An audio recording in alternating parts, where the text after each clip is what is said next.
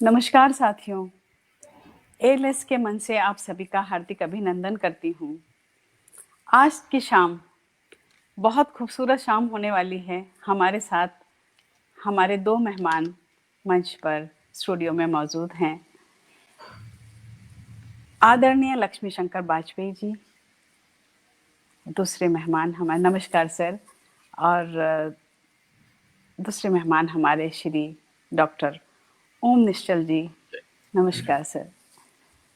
Sir, आपका परिचय देने से पहले आपसे इजाज़त चाहूँगी, संक्षिप्त परिचय अपने श्रोताओं को दे सकती हूँ। ओम सर जी से मैं पूछ रही हूँ कि आपका संक्षिप्त परिचय मैं श्रोताओं को देने जी जा रही हूँ। जी, जी, तो शुक्रिया मुझे सर। देना है या खुद आप दे रही हैं? नहीं, मैं दे रही हूँ, आपसे बहुत इजाज़त चाहती हूँ क्योंकि मैंने आपका परिचय जी, तो बहुत नहीं लार्ज नहीं, है और इसको मैंने संक्षिप्त में किया है। जी जी जी, तो मैं अपने श्रोताओं के बीच में आपको आपका परिचय देना चाहूँगी। श्री डॉक्टर ओम निश्चल जी हिंदी साहित्य जगत के प्रख्यात गीतकार एवं कवि हैं। इन्होंने अपने लेखन का सफ़र गीत विधा, कविता विधा से आरंभ किया है। आप बैंकिंग क्षेत्र में वरिष्ठ प्रबंधक के रूप में कार्यरत हैं। आपको साहित्य के कई प्रतिष्ठित पुरस्कारों से नवाजा गया है। आपने एएलएस के हिंदी कॉन्टेस्ट के जजिंग में एएलएस के लिए बहुत सहयोग का काम किया है। उसके लिए मैं आभार व्यक्त करती हूँ, आपका अभिनंदन करती हूँ सर एएलएस के मंच पर। और हमारे साथ हमारे दूसरे मेहमान आदरणीय श्री लक्ष्मी शंकर वाजपेयी जी मौजूद हैं। आदरणीय लक्ष्मी शंकर वाजपेयी अंतर्राष्ट्रीय स्तर पर हिंदी कविता और साहित्य के जाने माने प्रख्यात कवि हैं। आपने विभिन्न देशों में हिंदी साहित्य का प्रतिनिधित्व किया है। उप महानिदेशक के रूप में आकाशवाणी में कार्यरत रहे हैं। कविताओं और साहित्य की अनेक भाषाओं में आपकी अनुवादित हुए हैं आपकी कविताएं। आपका अभिनंदन करती हूँ सर। जी, बहुत स्वागत आपका भी, सबका स्वागत जो जुड़े आज हुए हैं। जी जी जी जी बोलिए जी, सर। बताइए। नहीं नहीं, मैंने कहा बस सबका अभिनंदन। जी आज हमारे समक्ष आज ज्ञान ज्ञान का भंडार है। हिंदी साहित्य आपसे ही होकर निकलता है। तो मैं चाहूँगी कि मैं आज कुछ ज़्यादा ना बोलते हुए कुछ ऐसे जो मेरे पास सवाल हैं जो हमारे श्रोता भी जानना चाहते हैं, मैं उस पे आना चाहती हूँ, अगर आप इजाज़त देते हैं तो। जी जी सोशल जी। मीडिया के दौर में हिंदी साहित्य का बदलता स्वरूप, इस पर हमारी आज की चर्चा है। और मेरा पहला सवाल जो ओम निश्चल सर से है वो ये है, साहित्य के कथ्य और भाषा प्रयोग की नैतिकता को बनाए रखने में सोशल मीडिया कितना सक्षम है? बहुत धन्यवाद एशियन लिटरेरी सोसाइटी की इस वैचारिक संगोष्ठी में, जो कि सोशल मीडिया और साहित्य के समानांतर एक ऐसी चर्चा है जिससे मुझे लगता है कि विश्व का पूरा समाज जुड़ा हुआ है। आज ऐसा कोई भी व्यक्ति नहीं है जो सोशल मीडिया के संक्रमण से बचा हो, और खास तौर से इसकी उपयोगिता इस कोरोना अवधि में ज्यादा देखने को मिली है, जब हमारी निर्भरता न केवल कला साहित्य के क्षेत्र में, शिक्षा के क्षेत्र में, संप्रेषण के क्षेत्र में, संवाद के क्षेत्र में, गोष्ठियों के क्षेत्र में इसकी उपयोगिता जानी पहचानी गई है। विज्ञान अभिशाप है तो वरदान भी है, ये हमेशा ये चर्चाएं चलती हैं। लेकिन सोशल मीडिया ने जैसा कि मैंने अभी थोड़ी देर पहले आपसे निजी वार्ता में कहा था कि एक दर्पण है एक्चुअली। इस पर जैसे हम इस समय प्रकट हैं तो हमारे सारे हाव भाव, सारी हमारी कुशलताएं, हमारी जो भी अव्यक्त की सीमाएं हैं, विशिष्टताएं हैं, वे यहाँ पर दिख रही हैं। और एक ऐसा प्लेटफॉर्म है जहां पर, जैसा कि मैंने कहा, कि ग्लोबल विलेज अब ज्यादा सिद्ध होता दिखाई देता है कि हम यहाँ बोलते हैं तो पूरे विश्व के कोने कोने में आवाज पहुंचती है। सोशल मीडिया का साहित्य से रिश्ता, पहली बात तो सोशल मीडिया का हर उस व्यक्ति से, हर उस इकाई से रिश्ता है जिसका कि जीवन से रिश्ता है। आपको कोई चीज बेचनी है, खरीदनी है, सोशल मीडिया का प्लेटफॉर्म है। आपको पत्रकारिता की जितनी भी गतिविधियां हैं चलानी है, उसके लिए प्लेटफॉर्म है। आप कोई रेसिपी बनानी सीखनी है तो सोशल मीडिया का प्लेटफॉर्म है, इंटरनेट का प्लेटफॉर्म है, गूगल का प्लेटफॉर्म है। तमाम जितने सर्च इंजन है वे सब इस काम में लगे हुए हैं। और इस क्षेत्र में लगातार अनुवाद, व्यवस्थापन, संपादन, साहित्य का प्रस्तुतिकरण, उत्पादन बड़े पैमाने पर हो रहा है। पहले ये सीमा थी कि प्रिंट मीडिया था, बहुत कम लोगों को यह सुविधा थी कि उनको प्रकाशन का अवसर मिले। अब यहाँ आदमी खुद प्रकाशक है, खुद ब्रॉडकास्टर है, वो खुद प्रसारक है, इसलिए वो अपना नियामक भी है, अपने व्यक्तित्व का नियामक भी है। जहां तक आपने कहा नैतिकता का सवाल, तो नैतिक अनैतिक की चर्चा इस समय मुझे लगता है कि आज के प्रतिस्पर्धी दौर में, गला काट प्रतिस्पर्धा के दौर में बेमानी है। हमारे लिए जो नीति है उनके लिए अनीति है। और कभी श्रीकांत वर्मा जैसे कवि ने कहा था कि हम अनीति पर चलें और नीति पर चर्चा चलाए रखें, सदाचरण की चर्चा चलाए रखें।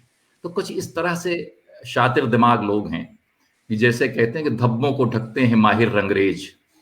तो समाज में हम जैसा दिखना चाहते हैं वैसी छवि निर्मित करते हैं। जैसे हम हैं वैसे हम दिखें, ये कोशिश बहुत कम होती है। जैसे एक चेहरे कई चेहरा लगा लेते हैं लोग, लेकिन मैंने जैसा कि कहा कि ये एक ऐसा दर्पण है कि हमारी अभिव्यक्ति की सारी कुशलताओं के लिए कुछ कसौटियां बनी हैं। लोग हमें जज कर रहे होते हैं, देख रहे होते हैं और ईमानदारी को हमारे शब्दों के माध्यम से तौल रहे होते हैं। तो सोशल मीडिया साहित्य को एक बड़ा विस्तार और बड़ा क्षितिज देता है। जितने परिवर्तनकारी समय में हम रह रहे हैं, साहित्य बहुत क्षिप्र गति से आंदोलित हो रहा है और इसमें मीडिया का जो प्लेटफॉर्म है वो बड़ा रोल अदा कर रहा है। यहीं पर हमारे वाजपेयी जी हैं जिनसे अभी आप रूबरू होंगी, हम सब रूबरू हैं, विभिन्न काव्य विधाओं में जो कि लुप्त हो रही थी और जिनको कि हमारी आलोचक बिरादरी कविता का अंग मानने पर अब कतराती है। आज मैंने कहीं लिखा है अपने एक विशेष लेख में कि जो कविता अपनी सारी शैलियों की बात नहीं करती है उस आजादी की तरह अधूरी है। जो जिस आजादी का हम उपभोग कर रहे हैं, अगर उसमें सारा समाज हमारे साथ नहीं चलता है, सारा वर्ग हमारे साथ नहीं है, उसका लाभ नहीं मिलता, तो उस आजादी का कोई मतलब नहीं है। हमारे यहाँ धूमिल ने कहा था कि आजादी क्या तीन थके हुए रंगों का नाम है, जिसे एक पहिया ढोता है, या इसका कोई और मतलब होता है। तो ये सवाल है कि कविता विधा का जो समादर है वो होना चाहिए। तो ये कह रहा हूं कि सोशल मीडिया पर बहुत सारी बहसें, जीवंत बहसें, उसका एक बहुत बड़ा मंच है और आपने इस विधा को, सोशल मीडिया और साहित्य को आमने सामने रखकर जो सत्र व्यवस्थापित किया है, ये बहुत ही अच्छा, बहुत ही मौजू है। जी शुक्रिया सर। आपका आपने बहुत सुंदर से आप इस सवाल का जवाब दिया। मुझे लगता है कि हमारे श्रोता यही सुनना चाहते हैं कि क्योंकि कभी कुछ सवाल ऐसे होते हैं जिनका जवाब हर किसी के पास नहीं होता है और वो कोई ज्ञानी ही दे सकता है। तो ये आपने बहुत अच्छा जवाब दिया और अभी मैं आपके पास फिर दूसरे क्वेश्चन लेके आऊँगी। अभी मैं वाजपेयी सर के पास एक और सवाल लेकर आती हूँ। वाजपेयी सर, आप मुझे इस सवाल का जवाब दीजिए कि कागज किताब की दुनिया क्या समाप्त हो रही है? सोशल मीडिया का इफेक्ट क्या है इस पर? नहीं, देखिए, समाप्त तो खैर कुछ होता नहीं है। सारी चीजें चलती रहती हैं। मंगल ग्रह पे भी जा रहे हैं और अभी भी मतलब अगर वो हालांकि बैन हो गया है, प्रतिबंधित है, लेकिन अभी भी वो जो बंदर का नाच दिखाने वाले हैं वो अभी भी चल रहे हैं, कस्बों में, छोटे शहरों में, बड़े शहरों में भी, और लोग जमा हो रहे हैं, उसके लिए भी जमा हो रहे हैं। तो कहने मतलब है कोई चीज कहीं हमारे देश में ही है, बैलगाड़ी भी चल रही है, ऊंट गाड़ी भी चल रही है, सब कुछ, और वो सब कुछ बड़ी तो वो ये सब चलता रहेगा। ये हमारा, एक तो हमारा देश इतना विशाल, इतना विराट है, तो ऐसा नहीं कि कागज खत्म हो जाएगा, क्योंकि हर चीज का अपना एक वो है। देखिए मेरे साथ हुई, मुझे कोई कहता है कि मैं पीडीएफ भेज दूं आपको कि वो आप भूमिका लिख दीजिए, फ्लैप लिख दीजिए, मैं कहता हूँ भाई मतलब कागज में जब तक मैं उससे नीचे वो पेन से निशान न लगाता, चलो मार्किंग नहीं करूं, मेरे बस का नहीं है वो। मजा ही नहीं आता। अब ठीक है, वो मजबूरी है, बैठे हैं मेट्रो में तो हम पढ़ लेते हैं इससे और कुछ लेकिन जैसे आप कह रहे हैं कि वो हर चीज की किताबें नहीं खत्म होंगी, ढर्रा बदल जाए, हर चीज का एक पैटर्न बदल जाता है, वो बदलना भी चाहिए। समय के साथ बहुत सारी चीजें बदल जाती हैं। तो ये है कि अब ठीक है, आप कभी सम्मेलन में देखते हो जो कभी आता है वो मोबाइल से पढ़ता है, तो वो बदलाव, मैं ये नहीं कह रहा हूँ, बदलाव बहुत हो रहा है और होता जाएगा, क्योंकि नई पीढ़ी उसी तरह अभ्यस्त है। बहुत सारे युवा बता देंगे नहीं नहीं वो अखबार नहीं पढ़ते, वो जो सिर्फ इस पे ही पढ़ते हैं, आपके सेल फोन पे ही सारे समाचार जो भी है वो ठीक है, लेकिन वो बहुत छोटा सा तबका होगा। जब हम पूरे 130 करोड़ से ज्यादा लोगों की जब हम बात करते हैं, कम से कम भारत में तो अभी आप इसलिए निश्चिंत रहिए क्योंकि 30 करोड़ लोग तो अभी भी, इससे ज्यादा लोग निरक्षर है, अभी साक्षर नहीं है। तो गांव है, कस्बे हैं, छोटे शहर हैं, बड़े शहर हैं, वो बहुत सारी चीजें समानांतर चलेंगी और इसमें कोई बुराई भी नहीं, क्योंकि कागज के साथ वो पेड़ का कटना जुड़ा हुआ है तो ठीक है। लेकिन आप मान के चलिए कि ना कागज खत्म हो रहा है, ना किताबें खत्म हो रही हैं। वो किताब रख के और सिरहाने उस पढ़ने के साथ सोना, उसका भी मजा है और किताब पढ़ने का अपना आनंद है। और बहुत उसको अपने, अब हमारे पास तो मुझे बड़ी खुशी होती कि अगर मुझे कुछ खरीदना है तो मुझ पे बहुत, मतलब जैसे जैसे मेरा तो वो मुझे बड़ी तकलीफ होगा अगर मुझे अपना कमीज खरीदनी पड़े महंगी, तो उसमें तकलीफ है। लेकिन किताबें में आपको, मुझे अगर आज भी 2,000 खरीदते की खरीद लो तो मुझे नहीं कोई पता, वो बहुत अच्छा। तो हैं। वो एक रुचि स्वाभाविक होती है, और वो रुचि ना भी हो तो भी ये सिलसिला जो है वो लगातार चलता रहेगा। जो सवाल आपने इनसे किया था, ओम जी से किया था, उसमें भी मैं थोड़ा सा इतना ही जोड़ना चाहूंगा, क्योंकि मैं जितना इन सब चीजों को, मैं मतलब मैं और ओम जी या उस जो जिन्होंने वो पुराना दौर देखा है, वो जितना महसूस कर सकते हैं इस सोशल मीडिया की प्रगति को, उतना बदलाव। हमारी शायद युवा पीढ़ी नहीं महसूस कर सकती। बिल्कुल बिल्कुल। एक जमाना होता था जब सिर्फ इलाहाबाद में बैठ के जो लोग लिख रहे होते थे वही साहित्यकार होते थे। फिर वो राजधानी बदल गई, इलाहाबाद से दिल्ली आ गई, दिल्ली आ गई। और जो दक्षिण भारतीय या कहीं भी गैर हिंदी प्रांत में बैठ के बहुत अच्छे से अच्छा लिख रहा होता था, तो उसका कोई उसकी चर्चा नहीं, वो कहाँ जाए, क्या करे, कहाँ छपे। जो तो बड़ा अभी जो है ना, तो अब ये जो बदलाव, अच्छा जो विदेश में रह रहे थे वो कहाँ हिंदी बोले, किससे बोले, कहाँ लिखे, कहाँ पढ़े, कहाँ, तो एक इतनी बड़ी एक क्रांति हो गई है, हिंदी के लिए वरदान हो गया है। आज अगर मैंने कल लाइव किया और कविता की पाठशाला में, तो सबसे पहले अमेरिका से अनदा पाटनी जुड़ी। तो अब ये देखिए ना कि अब एक ऑडिटोरियम में, सभागार में आप कार्यक्रम करते थे, तो भाई चलो ज्यादा से ज्यादा 100-150 लोग आ गए और फिर वो खत्म होते होते तो जो भी रह जाते वो भी सब आप जानते हो। तो बड़ा फर्क पड़ा है ये कि अब इस माध्यम से तो पूरी दुनिया जो जुड़ रही है, तो इसलिए ये इसको एक वरदान मानेंगे। नैतिकता की जहां तक बात है, हर जगह वो जो है गलत तत्व जुड़ ही जाते हैं, इसके साथ भी यही हुआ कि बहुत सारे गलत तत्व हैं जो झूठ फैला रहे हैं, अफवाहें फैला रहे हैं, घृणा फैल, वो सब चलता, हर जगह ऐसे ही चलता है, जो जिसको मुहिम बदसों पॉजिटिव पे काम कर निगेटिव, रहे तो वो अब एक अपनी जगह है। लेकिन एक सोशल मीडिया हमारे पास एक वरदान बन करके आया है, और बदलाव होते रहते हैं जीवन में, होते रहेंगे। तो वो किताबें और बहुत सारी चीजें, ये सब समानांतर रूप से साथ साथ चलती चली हैं। बिल्कुल जाएंगी। बिल्कुल। जी। तो आपकी बात से मुझे लगा कि सोशल मीडिया जो है एक तरह से वरदान ही है। लेकिन जैसे आप कुछ युवा पीढ़ी की बात होती है, या अभी कोरोना टाइम में जो स्कूल क्लासेस वगैरह सब ऑनलाइन चल रही हैं, तो वो क्या उसका सोशल मीडिया का इस पे इसका यही कहेंगे कि ये एक बहुत ही पॉजिटिव एक रूप निकल कर आया है?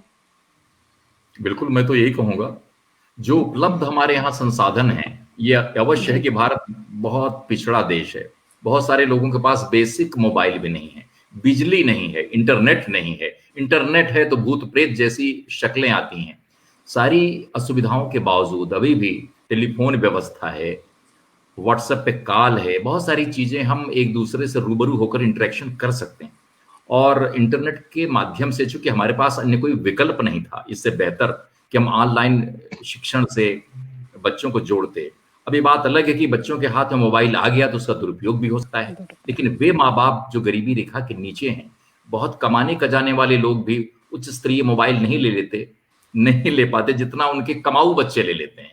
ये सब सारी विसंगतियों के बावजूद मैं प्लेटफॉर्म की बात कर रहा हूं कि अगर ये प्लेटफॉर्म उपलब्ध है, 5-6 हजार रुपए किसी ने लगा दिया है, शिक्षण के लिए कुछ कुछ पैसा लगाना पड़ता है, वो गरीब आदमी जो रूबरू क्लास लेने जाता था उसका पैसा कम खर्चा होता था। इस पर एक मुश्त अब ये कि इंटरनेट पे खर्चा करना है, फिर मोबाइल सेट पर खर्चा करना है, फिर इंटरनेट, तो ये दिक्कत बहुत है। दिल्ली में रहकर, लखनऊ में रहकर, राजधानियों में रहकर हम नहीं महसूस कर सकते जो मध्य वर्गीय लोग हैं, लेकिन बहुत सारे लोगों के लिए यह अभी एक दिवा स्वप्न है। वे लोग खाना पूर्ति कर रहे होंगे, विश्वविद्यालय स्तर पर, कॉलेज स्तर पर अलग बात है, लेकिन प्राइमरी शिक्षण और माध्यमिक शिक्षण बुरी तरह प्रभावित हुआ है। रूबरू शिक्षण का जो अपना एक अलग आनंद भी है और अलग अनुशासन है, वो अलग बात है। अपने घर में बैठकर बहुत सारी मनमानियां भी आप करते हैं, उसको सीरियसली नहीं लेते, लेकिन इसके अलावा नान्या गति तो हमारे पास ये एक बेहतर गति है। आफ्टर ऑल कुछ ऐसे संवाद जैसे हम अभी बातचीत कर रहे हैं, मुझे नहीं लगता कि आप कुछ पूछ रही हैं मुझे समझ में नहीं आ रहा है, आप कुछ समझा रहे हैं समझ में नहीं आ रहा है। स्लेट पर लिखने का जो काम है, जो ब्लैक बोर्ड पर लिखने का काम है, बहुत सहज तरीके से होता था, अब इसके दूसरे माध्यम अपना लिए गए हैं। लेकिन ऑनलाइन शिक्षण चल रहा है। विदेशों में पढ़ने वाले जो बच्चे भी विदेश नहीं जा पाए हैं, तमाम यूनिवर्सिटीज में, विश्व की सैकड़ों यूनिवर्सिटीज में भारत के बच्चे पढ़ रहे हैं, वे ऑनलाइन शिक्षण ले रहे हैं, इंडक्शन कोर्स लेके और बहुत सारे। तो अभी जो हमारा संक्रमण काल है उसमें एक बेहतर व्यवस्था है। भारत अगर इस क्षेत्र में पिछड़ा है तो अपने को अद्यतन कर ले, धीरे धीरे जो गड्ढा है वो भर ले, और केवल लंतरानी हाँकने से देश की प्रगति और विकास नहीं होता है। मोबाइल सेट सस्ते कीजिए, उन बच्चों को आप उसकी सब्सिडी दीजिए, बैंक से लोन दीजिए और कुछ इस तरह से व्यवस्था कीजिए, अन्यथा भारत के सारे लोग आपके साथ, आपकी शिक्षा व्यवस्था के साथ नहीं चल सकेंगे। थैंक यू सर, बहुत अच्छा जवाब है और श्रोताओं को काफी कुछ सीखने को मिल रहा है, समझने को मिल रहा है। वाजपेयी सर, मैं आपसे एक सवाल और करती हूँ कि जो डिजिटल दुनिया है या डिजिटल से क्या हिंदी साहित्य का स्तर गिर रहा है या स्तर सामान्य है, या कोई ऐसा चांस है कि हम उसको विदेशों में भी, या मतलब किस तरह से हम सोशल मीडिया को हिंदी भाषा के लिए समझते हैं, सकारात्मक, नकारात्मक, या ऐसा है कि वो होना भी जरूरी है कि डिजिटल है हमारा और उससे हमारा नुकसान भी हो रहा है, कुछ जो भी मुझे थोड़ा सा बताइए। कई लोग फेसबुकिया लिटरेचर कहकर उपहास भी करते हैं शायद। नहीं, वो होता ही है, जब भी कोई नई चीज आएगी तो उसका उपहास होगा, और कुछ भी नया आएगा, कुछ भी अच्छे से अच्छा आएगा, उसका उपहास होगा, उसकी आलोचना होगी। ये एक स्वाभाविक प्रक्रिया है, उससे हमें डरना नहीं चाहिए। मैं तो ये बात सब सभागारों में कहता रहता हूँ कि देखिए क्या है कि 130 करोड़ का देश है। मैं तो कहता हूँ 100 में से अगर 10 लोग भी कविता लिखने लगे, यानी 13 करोड़ कवि हो जाए देश में, तो देश बदल जाएगा। पर क्या 13 करोड़ लोग हैं? सूचकांक बढ़ जाता है जी।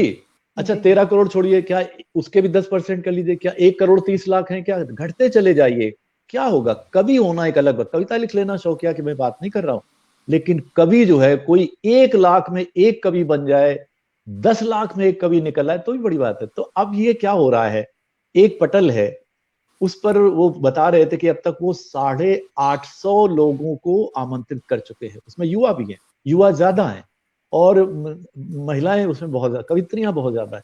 ये क्या संभव था? कोई कार्यक्रम होता था, हम कहते थे बेटा बस सिर्फ 1 मिनट बचा, तुम 1 मिनट में कविता सुनाना। अभी वो 1 घंटे सुना रहा वो नौजवान।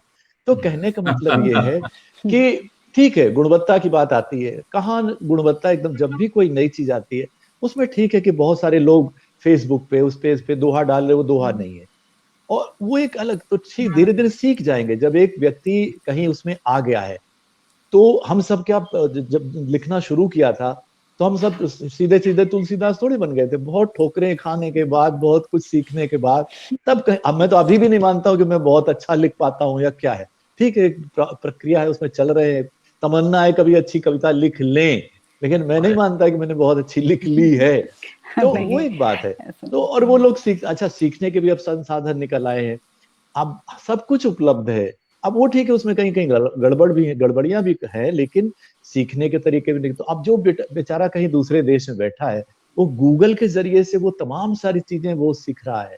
और इसलिए साहित्य जी, में गुणवत्ता की जहां तक बात है, तो देखिए वो भी मानदंड है। किसी के लिए कोई बहुत अच्छी कविता है, किसी के लिए कुछ कविता। मेरे हिसाब से, ए मेरे वतन के लोगों जरा आंख में भर लो पानी, ये साहित्य में है उनका नाम या नहीं है, लेकिन इस अकेले गीत ने देश की हजारों सैनिकों की विधवाओं को नया जीवन दिया है। इसलिए बहुत मेरे लिए सही, वो गीत ज्यादा महत्वपूर्ण है। क्या बात अब है। वो मैं क्या करूं कि उस साहित्य को जो बहुत ऊंचा है और दीमकों के काम आ रहा समझ है, में तो फिर गया। देखिए जी, वो एक अलग पहलू है। लेकिन बहरहाल जो इस तरह से नए नए कवि उभर के आ रहे हैं, और वो नई, मैं ये नहीं कहता, आप सोचिए इतने सारे बड़े बड़े कवियों के बावजूद ऐसा क्यों होता है कि हर कालखंड में एक कोई आंदोलन चल रहा है, देश में कोई अभियान चल रहा है, या एक नौजवान की कविता एकदम से वो वायरल हो जाती है, और वाकई वो कविता सचमुच बहुत मारक, बहुत प्रभावशाली होती है। तो कहीं भी कला और कविता में बड़ा छोटा कोई होता ही नहीं है। क्या पता कोई 10 साल का बच्चा वो लिख दे जो हम बहुत 50 साल में नहीं लिख पाए हों। इसलिए बिल्कुल, ये जो भी चल रहा है बहुत अच्छा चल रहा है। बहुत बहुत अच्छा ठीक सही। है, चल उसमें रहा कहीं भी जब भी एक प्रवाह आता है तो ठीक है, एक धारा आती है तो उसके साथ कुछ फूल पत्तियां, कंकड़, मिट्टी, धूल, ये सब आता है, एकदम गंदगी भी आ जाती है। आ लेकिन गई है। इससे क्या घबराना। लेकिन कुल मिला के इतना कुछ, इतना एक्सपोजर हो रहा है, मुझे नहीं पता था। अगर ये सोशल मीडिया नहीं होता, कोरोना नहीं होता, तो मुझे जी, सचमुच नहीं पता लगता कि कनाडा में इतने लोग लिख रहे हैं, ऑस्ट्रेलिया में इतने लोग। मैं तो उस तरह के कार्यक्रमों में भागीदारी कर ली कि ऑस्ट्रेलिया के कम से कम यानी 25 लोग, और क्या बढ़िया उसमें। ठीक है, कुछ कच्चे भी हैं, लेकिन बहुत अच्छी अच्छी कविताएं सुना रहे हैं, उनसे अच्छी सुना रहे हैं जो तथाकथित जो मंचों पर हैं या कहीं भी हैं। तो ये इसमें बंटवारा नहीं हो सकता साहित्य में। इसलिए मैं इसको बहुत सुखद मानता हूँ, बहुत अच्छा मानता हूँ। साहित्य का बहुत स्तर नहीं गिर रहा है, और वो बिल्कुल, साहित्य जहाँ है वो अपने आप ही वो सारी चीजें छन छन के एक सही जगह पे पहुंच जाती हैं। तो ये आपके मुख से सुन कर के हमें कितना बल मिलता है, जी। क्योंकि हम जैसे अभी नर्सरी में हैं और आप लोग को गुरु मानते हैं, तो आपकी एक एक शब्द जो है वो हमारे लिए, कि हमने तो लिखना ही फेसबुक और यहाँ से शुरू किया है, तो जी जी। हमारे लिए लगता है कि हम लिख रहे हैं, 4 लोग भी उसको पढ़ ले रहे हैं, अदरवाइज तो मुश्किल होता। लेकिन आप लोगों का जो समय रहा है वो तो एकदम गोल्डन पीरियड जिसे कहना चाहिए। खूब किताबें पढ़ी, और जो आपके भी गुरु रहे होंगे, उनके साथ आपकी जो संगत रही होगी उस तरह का था। लेकिन आज का जो टाइम है वो बिल्कुल अलग है, तो उसमें लेकिन देखते हुए नहीं, मुझे लग एक रहा मिनट है मैं ये जी, आपको बता दूं, वो पता नहीं ओम जी ने झेला नहीं झेला। हम्म। हमारा समय ये था कि हमारे लिए, मतलब हम संपादकों की रहम पर निर्भर थे। हाँ, खेद एक पत्र लिखा। मैंने, हाँ, एक शहर की पत्रिका से मेरी गजल लौट आई, और मेरा हम्म। जीवन वहीं, मतलब कविता, कवि का जीवन वहीं समाप्त हो जाता, क्योंकि मेरे हाँ, साथ पीढ़ी में किसी ने कविता नहीं लिखी थी। लेकिन वही कविता, वही गजल देश की सबसे प्रतिष्ठित पत्रिका में भी छप जाती है। तो 3 घंटे का सिर्फ मुझे दुख मिला, 3 घंटे बाद वो चिट्ठी मिल गई मुझे। तो वो संपादक की बेवकूफी थी, उस संपादक जी, की अक्षमता थी, लेकिन उसकी वजह से मेरा करियर तो खत्म हो जाता। अगर मैंने वो वहां नहीं भेज रखी होती उस राष्ट्रीय पत्रिका में, वही वही वाली गजल, उसमें साधन ये होता जी, था, पहले से पत्र मिल जाता तो आप मना कर देते कि आप मत छापो, इसमें छप रही है। पहले हाँ, इतनी बिल्कुल। बहुत होता, सख्त होता था। तो सालों कहने का तो मतलब ये स्थिति क्या, नहीं बदली। जी, तो हम तो उनके रहमो करम पर होते थे। आज ये कुछ नहीं है, आज तो आपके हाथ में है सब कुछ। जैसा ओम जी कह रहे, मैं दोहराना नहीं चाहता कि आपके हाथ में है, जी, अपना ब्लॉग बनाइए, अपना लिखिए, और अगर जी, अच्छा है तो वो वायरल हो जाता है। तो ये जी, एक बहुत, हमारे जीवन में, हमारे में तो बहुत संघर्ष था, संघर्ष ही संघर्ष था। संघर्ष तो इसलिए हम और स्वर्णयुग क्या कहें उसको, तो जैसा भी था, लेकिन हाँ, लेकिन रुचि थी वो। हाँ, स्वर्णयुग लेकिन यूं कह सकते हैं कि अगर मेरी गजल छप के आई, सारिका में छपी, तो मेरे आटा चक्की, जब आटा पिसाने गए, तो वो आटा चक्की वाला कहता कि आपकी तो गजल छपी। वो स्वर्ण युग था, अच्छा। कि वहां जी। तक जो है साहित्यिक पत्रिकाएं आप भी पहुंचती आटा थी। पिसाने वो जाते स्वर्ण हैं। युग। जी जी जी जी, तो जी। ये जो है, ये टॉपिक जो है बहुत ही ऐसा है कि सब खुश हैं, हर उम्र का, हर पीढ़ी का सोशल मीडिया से खुश है कि वो अपने मन की, जो नया है वो भी अपने मन की कर रहा है, और जो सीनियर्स हैं उनको भी एक मौका मिल रहा है कि दूसरी तरह से ज़िंदगी को देखने का। और हमारी अदरवाइज हमारी कविताएं कौन पढ़ता, नहीं पढ़ते कोई भी। अब अनीता ये जी, जी एक बात कहना चाहता हूँ, जी एक बात कहना चाहता हूँ। देखिए, सोशल मीडिया जब से आया, मैं समझता हूँ कि 1999 के बाद जब से इंटरनेट शुरू हुआ, तब से मैं पोस्ट ऑफिस रचना भेजने नहीं गया कभी। अभी हाल में पोस्ट ऑफिस का सहारा लेना पड़ा, सेवानिवृत्त होने के बाद पोस्ट ऑफिस से मैंने कुछ किताबें भेजी, मेरे पास किताबें आती रहती, कुछ को भेज दिया। तो आप सोचे कि इस 20 सालों में डाकिए के लिए प्रतीक्षा तो की कि वो कुछ डाक हमारे पास ले आए, पर मुझे डाक भेजने के लिए नहीं जाना पड़ा। जी जी। और रचनाएं तो भेजनी पड़ी तो इंटरनेट के माध्यम से। और आप ये देखिए, सबसे बड़ा वरदान जो है, जो वाजपेयी जी कह रहे हैं, जरा सोचिए वाजपेयी जी, आप गोपाल सिंह नेपाली को पढ़ना चाहते हैं, कविता कोश, इतना बड़ा कोश जो एक बहुत ही सामान्य व्यक्ति ने जी जी जी किया है, उसको तो कोई पुरस्कार मिले कम है। अब कविता कोश के माध्यम से अब तो बहुत बड़े बड़े घराने आ रहे हैं, पूंजीपति घराने आ रहे हैं इसके प्लेटफॉर्म को और विकसित करने के लिए। लेकिन आप झुमरी तलैया में रह के और सुदूर रहकर भी अब कोई व्यक्ति इंटरनेट के माध्यम से गोपाल सिंह नेपाली ही नहीं, हजारों कवियों को पढ़ सकता है, विश्व के अनेक कवियों को पढ़ सकता है। कभी मायकोस्की कहा करते थे कि कवियों के पास हवाई जहाज होना चाहिए। ऐसे युग में हाँ अपने कवि रहे हैं कि वो रचना लिखें तो पूरे विश्व में हवाई जहाज से द्रुत गति वाला वाहन नहीं था। हम फोन करते थे तो अमेरिका से 1 मिनट में हेलो का जवाब आता था। अब आज क्या हो रहा है, यहाँ कागज पढ़िए, वहां सुनाई दे रहा है। तो बहुत बड़ा वरदान है कि पूरा कविता कोश आपके सम्मुख है, सिखाने वाली सारी पद्धतियां सम्मुख हैं। बड़े बड़े लोगों से संकोच में यदि नामवर सिंह भी हों तो कोई व्यक्ति मैसेंजर पे जाके पूरी समीक्षा के लिए मनुहार कर सकता है। संकोच और शील टूट गए हैं। कवि कितनी मुश्किल में है, लेकिन उसे भूमिकाएं लिखाने के लिए अभी पीडीएफ भेजा है, अभी ये भेजा, तो वाजपेयी जी तो खैर पीडीएफ से नहीं लिखते हैं, कह देते ओम जी के पास भेज दीजिए। हमारे पास आ जाता है। मुझे भी कभी कभी भुगतना पड़ता है पीडीएफ भी। तो मेरे कहने पर तो सोशल मीडिया ने बहुत बड़ी ताकत दी है। अब बस केवल बात यह है कि सोशल मीडिया का फैलाव तो हो गया है, उन वैज्ञानिक संसाधनों का भी फैलाव हो जहां पर इसका बेहतर उपयोग हो। और अगर सोशल मीडिया बेहतर इंसान नहीं बना सकता, जबकि रामायण और महाभारत सीरियल जैसे उपक्रम भी बेहतर इंसान बनाने में कहाँ सक्षम हुए। हमारा समाज क्या उतना आधुनिक, उन्नत, समावेशी और न्यायप्रिय हुआ है? सोशल मीडिया इसमें क्या भूमिका अदा करता है, या केवल हुल्लड़बाजों को पैदा करता है जो एक टीम हमेशा सक्रिय रहती है? आप कोई बड़ी सच्ची बात कह दें, अगर कबीर भी आ जाए तो ट्रोलिंग के शिकार हो जाएंगे। तो ये भी व्याधि इसके साथ विकसित हुई है। लेकिन हमारे यहाँ कहावत है संस्कृत में कि निंदन्तु नीति निपुणा यदि वा स्वन्तु लक्ष्मी समाविशतु गच्छतु वा यथेष्टम अद्ययो मरणमस्तु युगांतरे वा न्यायात पतः प्रविचलन्ति पदम न धीरा। ठेंगे पर सारी दुनिया अगर सच बोलते हैं तो हमें उसकी परवाह नहीं, जो कहा करता था कि सच बोलना भी लाजिम, जीना भी है जरूरी, सच बोलने की धुन में मंसूर हो न जाना। बोलिए सच जो होगा, सबका सच अंततः तो वही है, राम नाम सत्य। तो उसके पहले हम राम नाम सत्य करते क्यों घूमे? जी, बहुत अच्छी ज्ञानवर्धक बातें हो रही हैं। और मैं एक सवाल लास्ट ये वाला सोशल मीडिया से रिलेटेड एक और पूछ लेती हूँ, उसके बाद आपका जो कविताएं आपसे सुनना बहुत ज़रूरी है, क्योंकि हमारे दर्शक बोलेंगे कि आज सारा ज्ञान दे दिया और कुछ हमने तो गीत और कविता के होना बहुत ज़रूरी है। तो मेरा एक आखिरी शब्द ये सवाल है कि जो अखबार है इसकी क्या लोकप्रियता कम हो रही है? जैसे कि पहले हर घर में सुबह अगर अखबार नहीं आता तो उसके लिए भी आवाज़ें लगने लगती थी कि अखबार क्यों नहीं, लेकिन इस कोरोना पीरियड में सभी ने ऑलमोस्ट बंद कर दिया कि इसमें हमें नहीं लेना है बाहर से। तो क्या इससे क्या इसकी लोकप्रियता कम हो रहा है सोशल मीडिया का? आप सबको आदत हो गई है तो देखिए अनीता जी, मैं थोड़ा कह लूँ वाजपेयी जी से इसे बोलिएगा, लेकिन मेरा मामला यह है कि कोरोना में लोग भयभीत हुए कि कोई भी ऑब्जेक्ट, न केवल समाचार पत्र, अभी भी डाकिया जब डाक रख जाता है पुस्तक की, तो उसको एक दिन बाद उठाते हैं, सब्जी ले आते हैं तो सामने रख देते हैं। बहुत सारे लोगों ने ये पंथ बताया, बहुत सारे लोग ये सब करते हुए भी बीमार हुए। कुछ अंधविश्वास, कुछ हमारा डर, कुछ भीतर की जो शक्तियां हैं, वो इतना उदास कर देती हैं कि हम झेल नहीं पाते।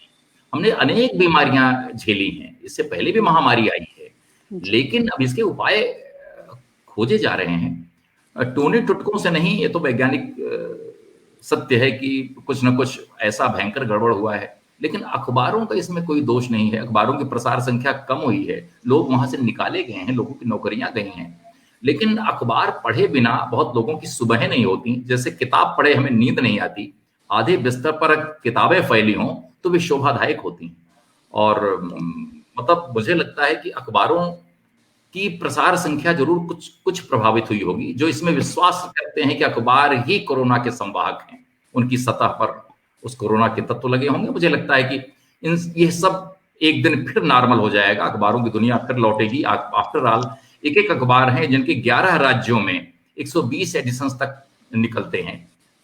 बड़ी प्रसार संख्या वाले अखबार है, उनका निरंतर साम्राज्यवाद बढ़ता जा रहा है। उनकी कोशिश है कि हर जिले से एक नया संस्करण निकले। तो मैं समझता हूं कि वे अब चूंकि सोशल मीडिया के प्लेटफॉर्म पे आप उन अखबारों को पढ़ सकते हैं, अपने मोबाइल पर पढ़ सकते हैं, तो उन्होंने वहां पर प्रसार संख्या, अब वो जो फ्री सब्सक्रिप्शन था, अब उन्होंने उसको अब सब्सक्राइब कर दिया कि पैसा दीजिए, कंट्रीब्यूशन दीजिए, तब उसे पढ़िए। कोई भी अखबार आप पढ़िए नेट पर, और वो सस्ते में उपलब्ध है। तो हम भी नेट पर अखबार पढ़ते हैं, हम अखबार रूबरू भी पढ़ते हैं, और मैंने तो अखबार को छूना शुरू कर दिया है, और अभी तक ऐसा कोई संक्रमण नहीं हुआ है। मुझे लगता है कि इस बारे में वाजपेयी जी की राय, अखबार हमारे जीवन की सुबहों का आगाज करते हैं, मैं तो ये मानता हूँ।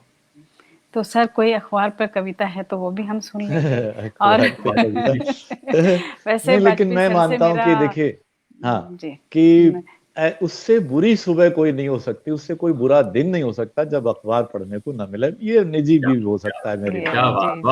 और जी, और एक वो डॉक्यूमेंटेशन जो उसमें होता है और सामने चीजें रहती हैं, उसका एक अपना एक अलग आनंद है, और वो हमेशा रहेगा। ये ठीक है, जैसे युवा पीढ़ी है हमारे, वो हम देख रहे हैं अपने परिवारों में भी नहीं पढ़ते, वो नहीं देखते, ठीक है, वो मोबाइल पे ही देखते, वो एक आदत की बात है। लेकिन सब चीजें, जैसे मैंने कहा ना, रहेगा सब कुछ, कुछ खत्म नहीं होने वाला है। अखबार भी रहेगा, मोबाइल भी रहेगा, और पत्रिकाएं भी रहेंगी। अनुपात घटता जाता है, अनुपात जो है घटता जाएगा। ये इतने प्रतिशत, एक जमाने में पूरा जो है पूरा हिंदुस्तान, करोड़ों लोग वो हवा महल सुनने बैठ जाते थे। अब वो दुनिया बदल गई। अब तो भाई ये सब चीजें बदलती रहती हैं, ये है, लेकिन बदलाव आते रहते हैं। तो बहुत सारा जो है आजकल मीडिया ने काफी ज्ञान जो है ऑन एयर हो गया है। अब आप कुछ भी कभी भी प्राप्त कर सकते हैं, जो चाहें वो जान सकते हैं। तो वाजपेयी सर जी, आपसे मेरा और एक सवाल है कि आप आजकल जो बहुत सारी विधाओं पे काम कर रहे हैं, और रोज हम आपका कुछ ना कुछ नया एक सुनते हैं, तो वो कुछ हमें उसके बारे में बताइए, और कोई एक विधा उसके साथ हमारे श्रोताओं तक पहुंचाइए। एक नई मैंने आपके एक और सुना था कि आपने कहा, वो तो है तो बहुत पुराना, लेकिन अभी मैंने कुछ दिन पहले आपका एक शो में सुना था, कहे मुकरी। तो मुझे बड़ा मजा आया वो सुन करके, क्योंकि जिसको हम पहले से, तो मैं सही बोल रही हूँ, कहीं गलत तो नहीं मैंने बोल दिया? नहीं, बिल्कुल आपने सही बोला। तो मैंने उसको सुना, तो आप जो है सुनाइए कुछ ऐसा दोहा सुनाइए जो हमारे दर्शक सुनना चाहेंगे। जी जरूर। कुछ भी आपका। देखिए, कल हम लोग एक इंटरनेशनल लिटरेरी फेस्टिवल, वो भी ऑनलाइन हो रहा है, तो कल हम और ओम जी दोनों ही थे। उसमें हम लोगों ने 25 या 26 करीब विधाओं में चर्चा की। कैमुकरी भी थी उसमें। कैमुकरी कह के मुकर जाना, एक सिचुएशन बनाते हैं, और अमीर खुसरो साहब ने 700 साल पहले इस विधा को हमें दिया था। तो बस यही कोशिश है कि विधाएं मरनी नहीं चाहिए, वो भी चलती रहे। बाकी आप जो लिख रहा है लिखे, लेकिन जैसे अब वही संगीत में से राग खत्म हो जाए तो हमारा नुकसान ही होगा ना, बस वही वाली भावना है। तो एक नमूने के तौर पे आप कहमुकरी चलिए देख लीजिए। अब जितनी पुरानी विधाएं, मैंने उसमें नए संदर्भ जोड़े हैं, बस ये है ताकि युवा पीढ़ी भी उससे उसका आनंद ले। तो कहमुकरी सुन ले, 2-3 कहमुकरी सुन लीजिए कि हर पल मेरा मन बहलाए, हर पल मेरा मन बहलाए, दुनिया भर की बात बताए, उस बिन जीवन होता मौन, क्यों सखी साजन नहीं सेल फोन। दूसरा सुनिए, बहुत सुंदर। और घबराऊं जब देर से आए, घबराऊं जब देर से आए, ना आने की बात डराए, घड़ी घड़ी में खोलूं द्वार, क्यों सखी साजन नहीं अखबार। जी। तो ये तो और बहुत तो अच्छा। ऐसे ये तो ये कहमुकरी है। दोहे, दो तीन दोहे सुन लीजिए।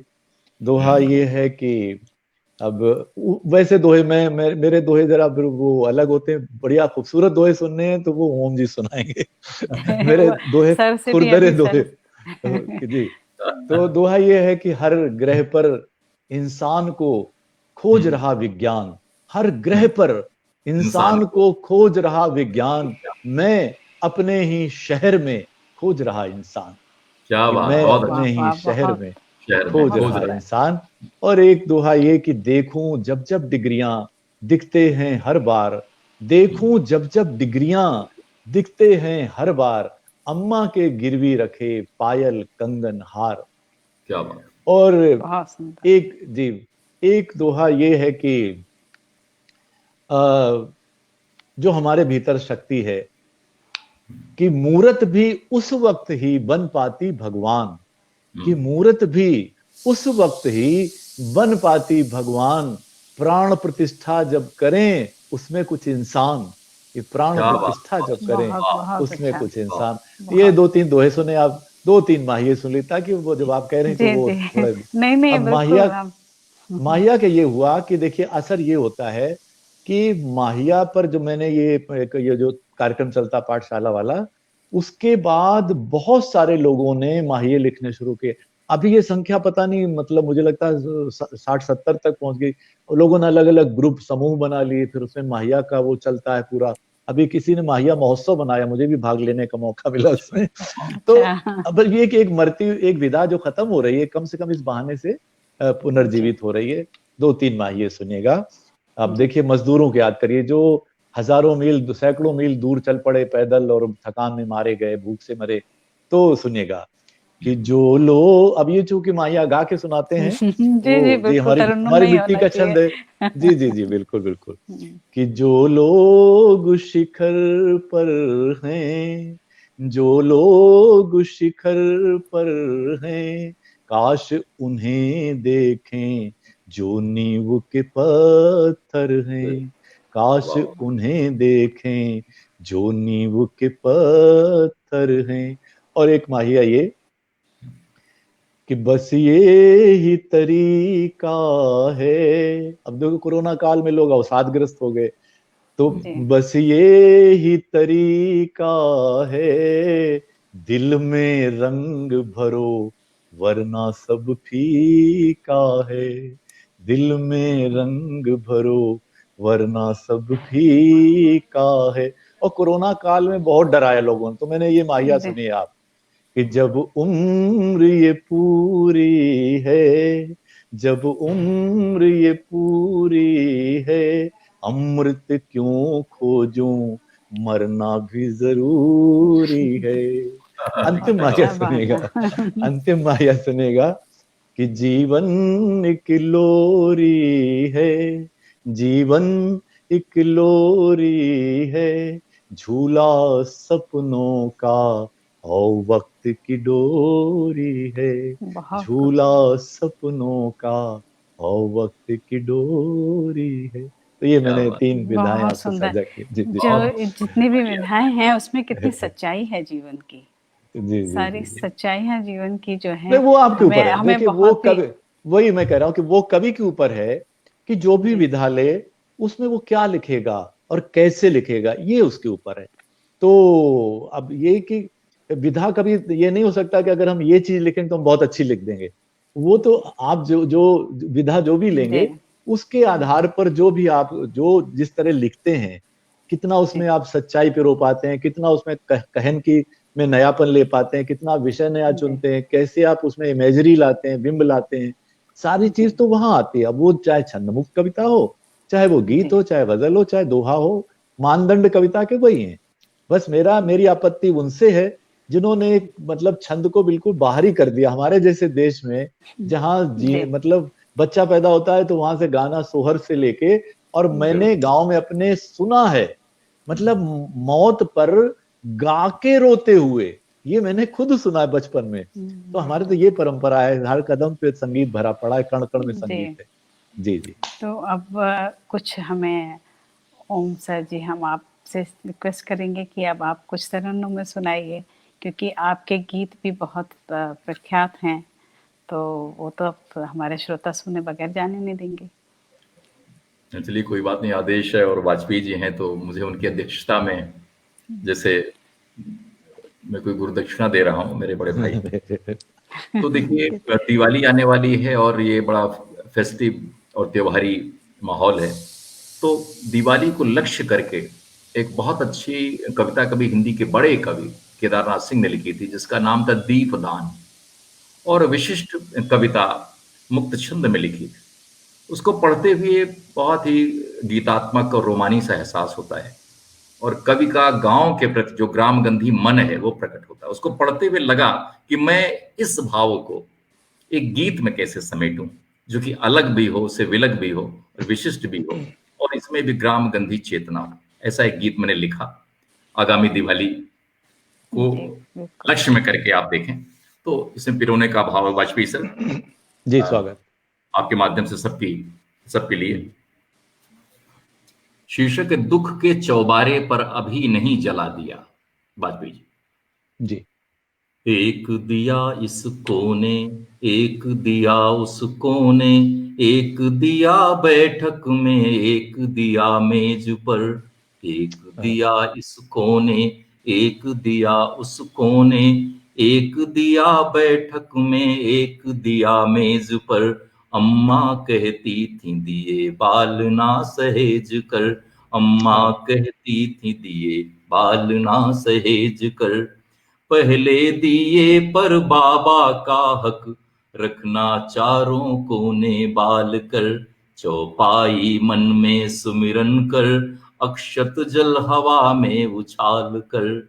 पहले दिए पर बाबा का हक, रखना चारों कोने बाल कर। चौपाई मन में सुमिरन कर, अक्षत जल हवा में उछाल कर। एक दिया देहरी पर, दूजा चौपाल पर, एक दिया तुलसी पर, एक हर सिंगार पर।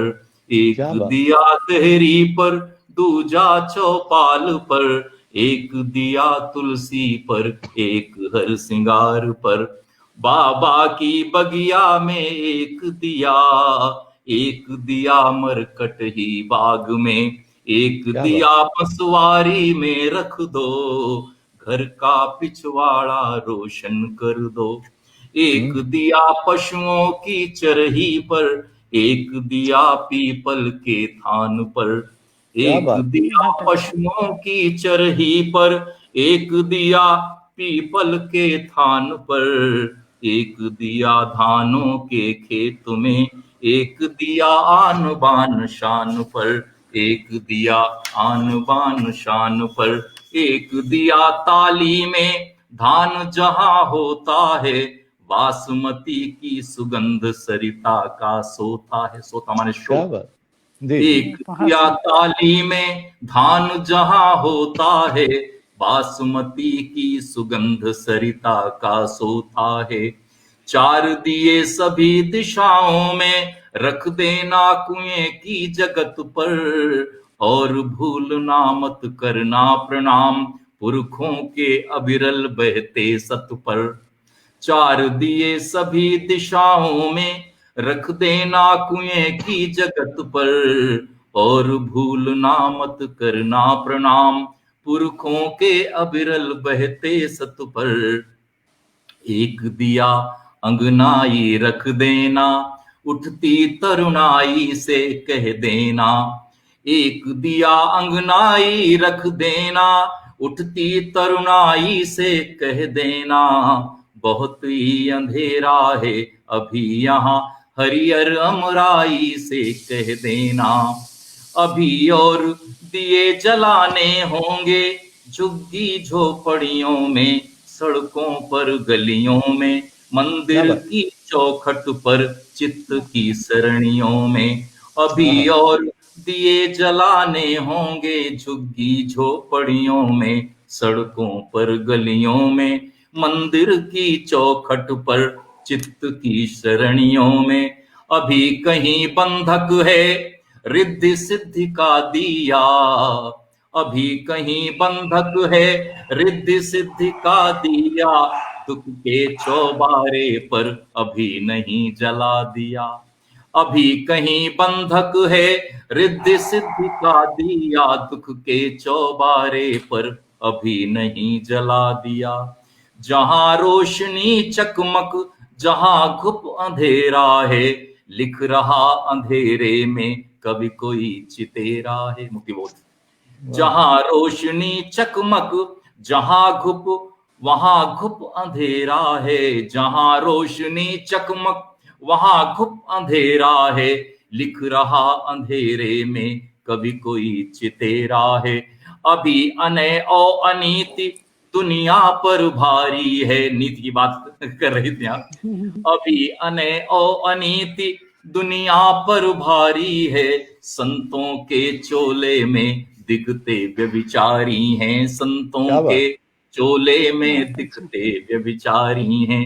एक दिया रोशन हो मन का, एक दिया रोशन हो मन का, एक दिया पितृ से उर्ण का, एक दिया रोशन हो मन का, एक दिया पितृ से उर्ण का, एक दिया बुराई से रण का, एक दिया बस अटूट प्रण का, एक दिया बस अटूट प्रण का।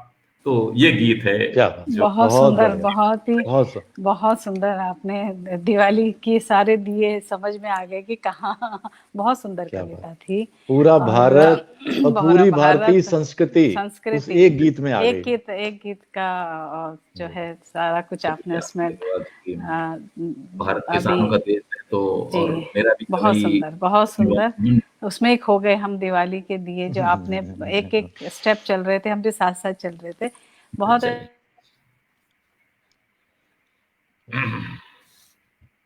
तो शायद वो मेरी आवाज आ रही है? जी बिल्कुल।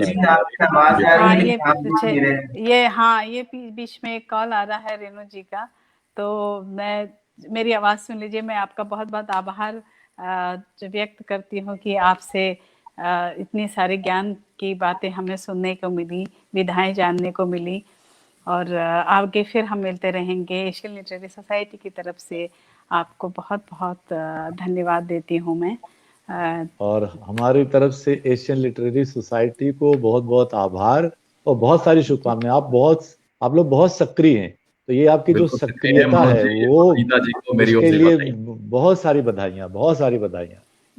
बहुत थैंक यू सर। और हम फिर जल्दी ही फिर से मिलेंगे, और आप लोगों का हमारे पर काफी ऐसी आशीर्वाद बनाए रखिए, तो हम लोग आगे थोड़ा थोड़ा काम करते जाएंगे। बिल्कुल। सुनने वालों से अभिवादन और विदा। हमारे सभी श्रोताओं को मैं धन्यवाद देती हूँ कि उन्होंने हमारे साथ ये सारा जो है हमारे साथ रह करके उसको बहुत ही सुंदर तरीके से समय बताया। बहुत सुंदर। Thank you sir. Thank you.